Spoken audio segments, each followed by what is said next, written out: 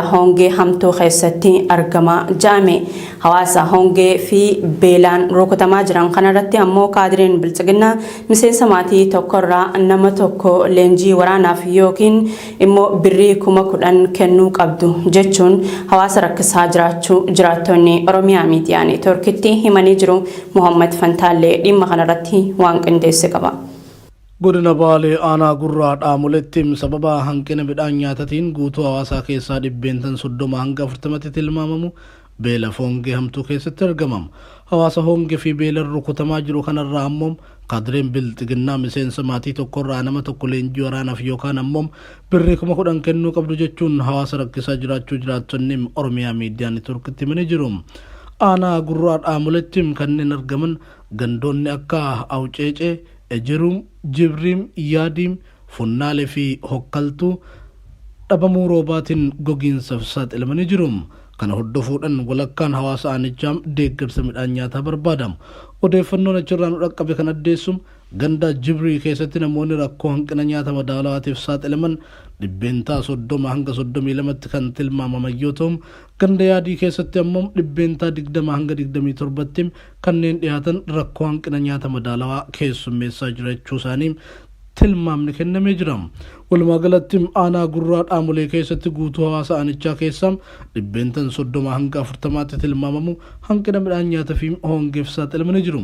Odeeffannoo birootiin godina Baalee aanota akka Sinaanaa, Gaasaram, Agaarfaa fi kanneen biroo keessatti kaadireen bilchiginaa waraana wajjin ta'uun dargaggeessa, jaarsa fi ijoollee osoo hin jedhin hawaasa dirqiin gara mooraa leenjii waraanaatti fe'aa jiraachuu jiraattonni himan. Gama biraatiin maqaa deeggarsa waraana mootummaa jedhuun humnaan mallaqa hawaasarraa guuruun hammaateera. Gocha dirqiin gara adda waraanaatti bilchiginaan hawaasa fe'aa jirtu kanam jiraattonni balaaleffachuu irratti argamu.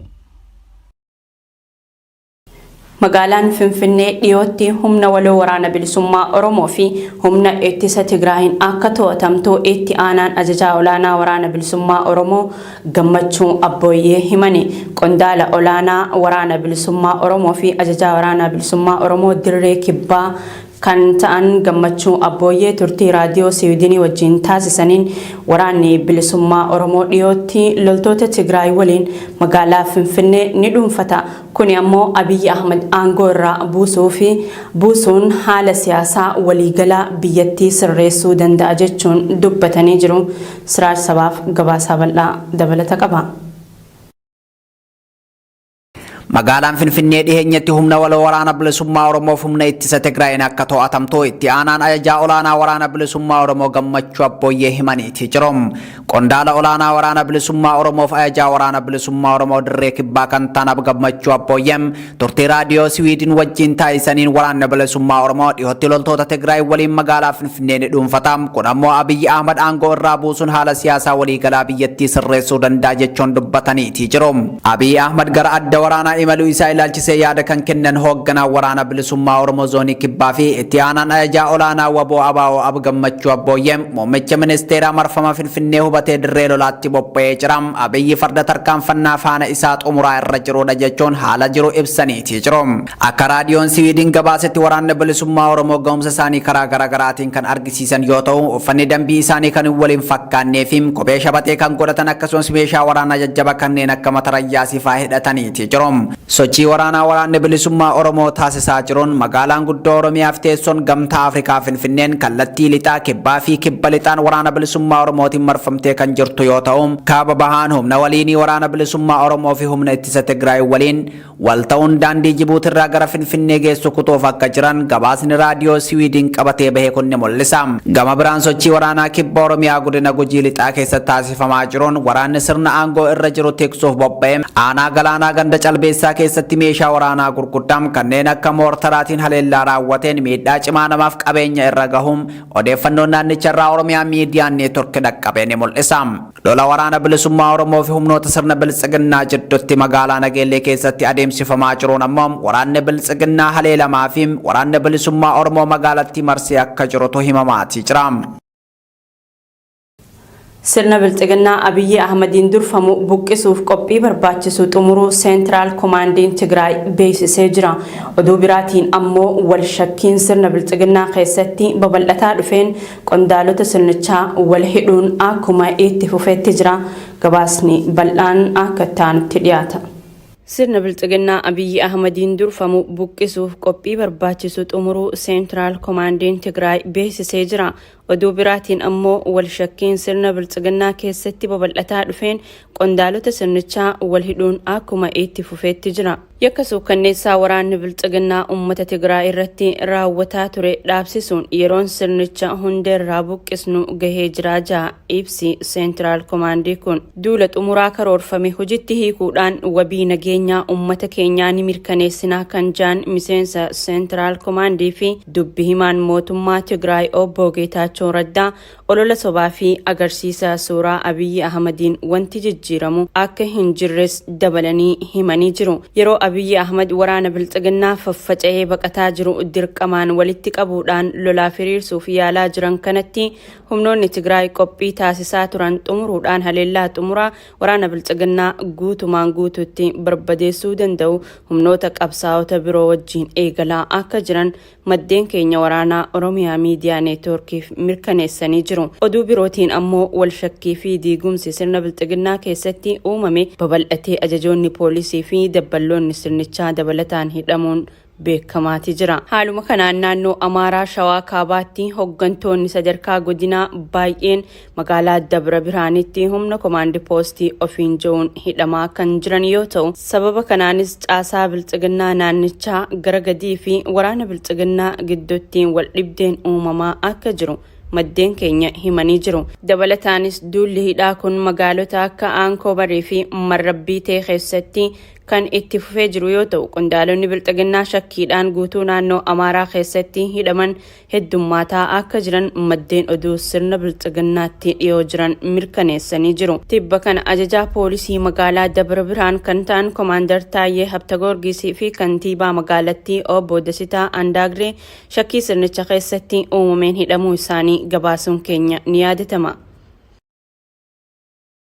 Mallattoolee duguuggaa sanyii Itoophiyaa keessatti mul'ataa jiran dhaabsisuuf addunyaan tarkaanfii fudhachuu qabdii jedha gabaasni tibbana gaazexaan The Guardian qabatee bahe. Gama biraatiin ammoo ajajaan waliigalaa waraana Itoophiyaa Abiyyi Ahmad ibsa adda waraanaa irraa karaa miidiyaalee biyya keessaa kennaniin hidhattoonni adda bilisummaa uummata Tigraay waliin hiriiran harka akka kennatan waamicha taasisee jira. Siraaj Sabaaf. Mallattoolee duguuggaa sanyii Itoophiyaa keessatti mul'ataa jiran dhaabsisuuf addunyaan tarkaanfii fudhachuu qabdi jedham gabaasni tibbana gaazexaan The Guardian qabatee bahem.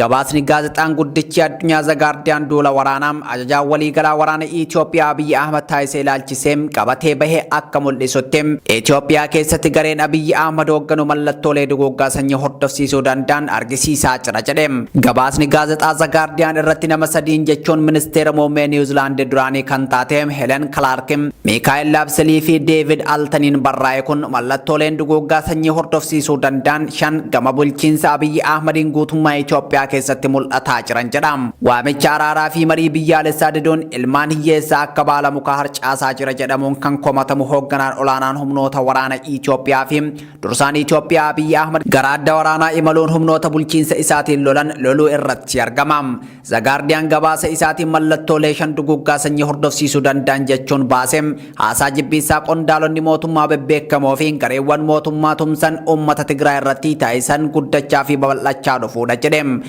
Shororkeessitootaam kaansarii aramaa fi hantuuta boolla galtu jechoonni jedhan jechoota haasaa jibbiinsaa mootummaan Abiyyi Ahmadiif qondaalonni isaa itti fayyadamanidha jedham The Guardian gabaasa isaa kanaanim.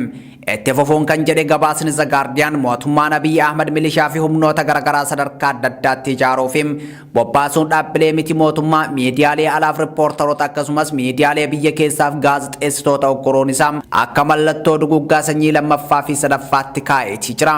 Hidhaan eenyummaa irratti xiyyeeffate babal'achuu fi addunyaan dhimma kana irratti murtee wal fakkaataa fudhachuu dhabuun mallattoowwan duguggaa sanyii Itoophiyaa keessatti mul'atan afuraffaa fi shanaffaadha jechuunis eere. Hawaasni idil addunyaa osoo mallattooleen kun Itoophiyaa keessatti duguggaa sanyii hin hordofsiisin dhaabuu akka qabu kan gaafate gabaasni The Guardian dhaabbata mootummoota gamtoomaniis ta'ee golli maree nageenya dhaabbata mootummoota gamtoomanii osoo yakki duguggaa sanyii bara 1990moota keessa Yugoslavia fi Ruwaandatti raawwate irra deebi'ee Itoophiyaatti hin raawwatamin tarkaanfii fudhachuun dhaabsisuu qaba jedheetii jira. Gama biraan ammoo ajajaan waliigalaa waraana Itoophiyaa Abiy Ahmad ibsa adda waraanaa irraa karaa miidiyaalee biyya keessaatiin guyyaa har'aa kenneen hidhattoonni adda bilisummaa uummata Tigraay waliin hiriiraan akka harka kennatan yaamicha taasiseetii jira. ዛሬ ጠዋት ያለው እዛ ተራራ ነው ጋሸና የሚባለው እኛ እዚህ ሆነን ነው እቅድ እያወጣ ያለ ነው። Oduu keenya xumuraatiin akaakuun koronaa vaayirasii haaraan Omikron jedhamu saffisaan namoota hedduu kan faaluu fi balaansaas olaanaadha jechuun dhaabbanni fayyaa addunyaa WHO'n akeekkachiise. Jaarmiyaan fayyaa kun ibsa wiixata kaleessaa baase keessatti vaayirasiin kun inumaa biyyoota muraasaa ammoo akkaan hubuuf jira. Akaakuun vaayirasii kun hanga yoonaa biyya Kanaadaa, UK, Portugal, Beeljiyeemii fi Niizerlaand keessatti argamee jira. Akka gabaasichi addeessutti hoogganaan dhaabbata fayyaa addunyaa Dr. Tedros Adhanom rakkoo haaraa dhalataa deemu kana qolachuuf biyyoota hiyyeeyyiif talaalliin kennuun dursa argachuu qaba jechuun irra deddeebiin waamicha dhiyeessuu isaanii BBC'n gabaasee jira. Akaakuun koronaa vaayirasii haaraa kun ji'a kana keessa Afrikaa kibbaatti mul'ate. Vaayirasii balaafamaa fi deddeebi'ee nama qabu ta'uun baramee jira. Afrikaan kibbaa vaayirasii kun mul'achuu daftee waan beeksifteef jajamtee jirti. Vaayirasiin Omikron jijjiiramuun akaakuu haaraa uumaa deemuun kan beekamudha. Hedduun isaanii tamsa'ina vaayirasichaa kan daran hammeessanidha jedhe dhaabbanni fayyaa addunyaa. Dr. Tedros ibsa wiixata kaleessaa keessatti akka dubbatanitti saayinsistoonni addunyaa hedduun akaakuu vaayirasiin kun daran tamsa'uu fi talaallii kennamaa jiru irratti dhiibbaa inni qabatu qorataa jiru. Baay'een keenya waan koronaa vaayirasiin badee nutti fakkaata. Vaayirasiin kun ammallee kan nu waliin jiru ta'uunsaa Omikron ragaa quubsaadha jedhani. Akaakuun vaayirasii kun hanga yoonaa Kanaadaa, UK, Portugal, Beeljiyeemii fi Niizerlaand keessatti argamee jira. Biyyoonni akka UK, EU fi US sababa vaayirasii kanaatiin Afrikaa kibbaarra uggura imalaa kaa'uun biyyattii baay'ee gaddisiisu pireezidaantii Siiriyaa Raamaafosaa dubbatanii jiru. Jaappaan, Israa'elii fi Awustiraaliyaanis daangaa isaanii cufachuun daawwattoota alaa ofirraa ugguraa jiru. UK fi US ammoo talaallii vaayirasichaa kennuu fi maloota of eeggannoo irratti xiyyeeffatanii jiru. Erga koronaa vaayirasii mul'ate as addunyaa irratti namoonni miliyoona 261 caalan qabamanii jiru. Miliyoona 5 ol ammoo du'anii jiru jedha ragaan Yuunivarsiitii Johns Hopkins. Tolee kabajamtoota daawwattoota Oromiyaa Miidiyaa Neetwork oduun ammaaf qabannee dhiyaanne kan hanga ammaatti daawwachaa turtan kana fakkaata. Oduu isinitti himuun isin faana tan turte Annaymaa Umarii gama ogummaa kaameeraa fi gulaallee suur sagaatiin Toojii Mahammad nafaana ture.